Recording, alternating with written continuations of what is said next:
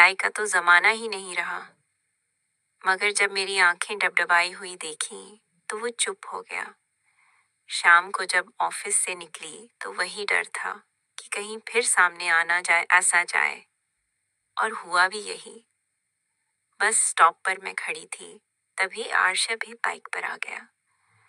चाय या कॉफी, चाहो तो नाश्ता भी हो जाए, मैंने कहा। मेरी बस आने वाली है।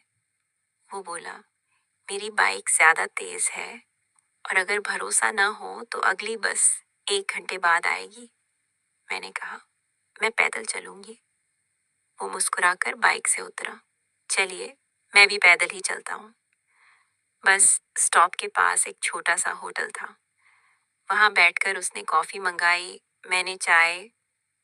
उसने बिना पूछे 2 समोसे भी मंगवा ली। मैंने झुंझलाकर कहा, मुझे कुछ नहीं खाना, बस चाय पीकर निकल जाऊंगी।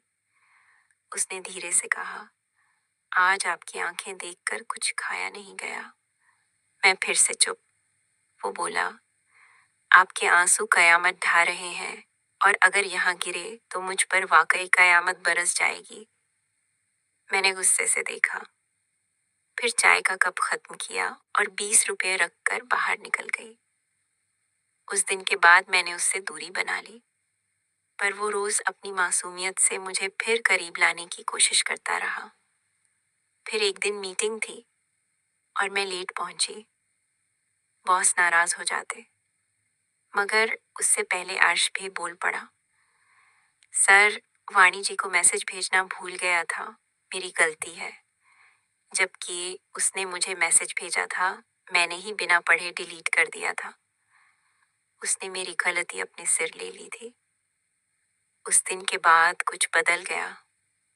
मैंने पहली बार किसी को दोस्त माना था। एक दिन मैं बस स्टॉप पर थी, तभी आंखों के सामने अंधेरा छा गया और मैं बेहोश हो गई। जब होश आया तो अस्पताल में थी और सामने राशब। मैं बिखर चुकी थी, रोते हुए बस यही कहती जा रही थी, वो मर जाएगी, उसको बचा लो। मैं क्या कह रही थी, मुझे होश ही नहीं था। डॉक्टरों ने कहा ज्यादा मानसिक तनाव है। जब मैं ठीक हुई तो राशब भी मुझे घर छोड़ने आया। ऑटो में बैठते हुए हल्का सा मजाक किया, चिंता न करें, सब खर्चा नोट कर रहा हूँ, वसूल लूंगा। मैंने बहुत धीरे से मुस्कुराते हुए कहा, जो उधार चढ़ा है वो चुका नहीं पाऊंगी। उसने कहा, बस अब आराम करो। घर पहुंचे तो सब कुछ सेट करके रश्ब जाने लगा। मैं कुछ कह